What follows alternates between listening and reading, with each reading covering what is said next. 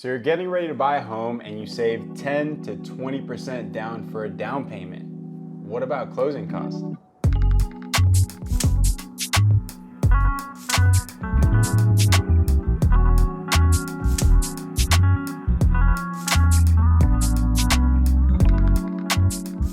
What's up YouTube? My name is Restrepo and welcome back to my YouTube channel. In today's video, I'll be sharing with you what you can expect to pay for closing costs if you're gonna be purchasing a home here in San Francisco or the Bay Area. So I went ahead and I created a breakdown of what you can expect to pay for closing costs, starting from the most expensive and working our way gradually down.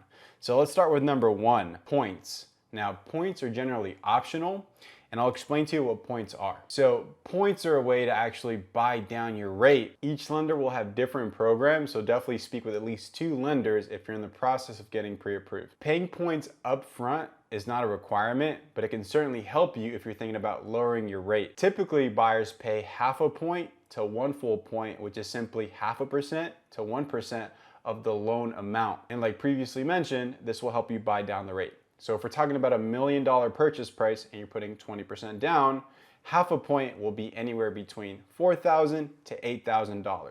These are part of your closing cost. Moving right along, we have title insurance. This is gonna be the second most expensive closing cost. Again, this is also an optional expense, but 99% of buyers actually get it. And there's a reason for that. So title insurance protects you from any claims that arise once you've actually closed escrow on your property. So to give you an example, let's say there was an heir for a property that you just purchased that came up out of nowhere and they figured that they have an interest in the property. Well, title insurance will actually protect you against that. For a purchase price of $1 million, title insurance is gonna run you somewhere in the $38,000 to $4,000 range. The lender will also require that you get titles insurance protecting them.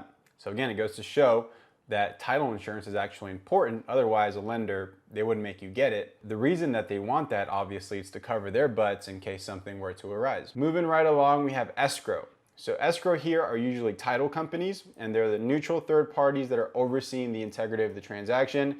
They're the ones that hold the funds. Whenever you open escrow and you submit your earnest money deposit, they're the ones that are actually holding these funds, and they're making sure that everything in the contract is being dealt with in an orderly fashion. For a purchase price of $1 million, you can expect escrow to cost anywhere from $1,500 to north of $2,000. Moving right along, we have homeowners insurance. Homeowners insurance is gonna vary depending on the carrier that you get and the amount of coverage that you'd like.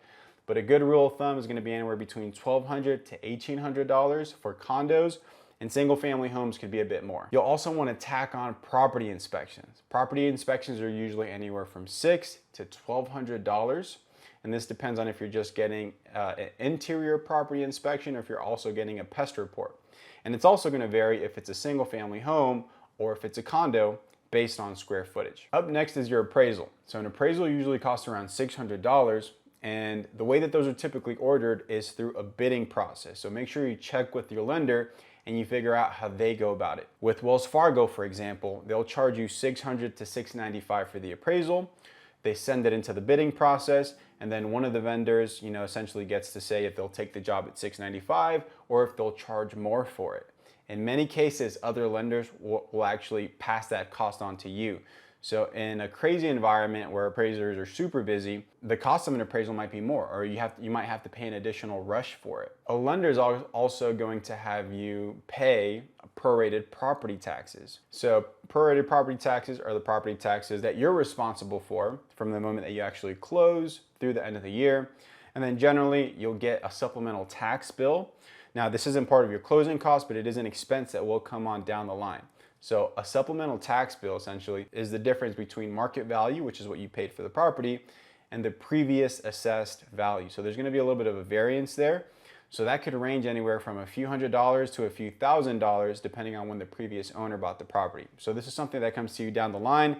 But again, this isn't one of the closing costs. If you have questions about this, leave me a comment below and I'll be happy to answer it for you. A lender will also want you to pay prorated mortgage interest through the end of the month. So this is also part of your closing cost. Now, if you're buying a condo, you're gonna pay prorated HOA fees. And if the condo association, if the homeowners association, I should say, has any move-in fees, then that's also going to be part of your closing cost. Now, there's other smaller notary and courier fees, which usually cost you anywhere from a couple to a few $100s.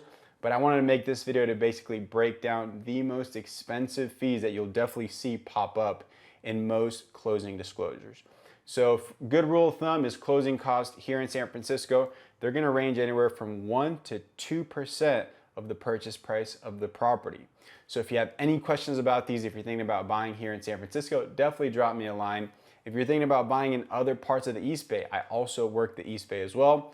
The closing costs are a little bit different depending on the county. For example, if you're buying over in Alameda County, so we're talking the East Bay here, county taxes or the city transfer taxes are split 50-50.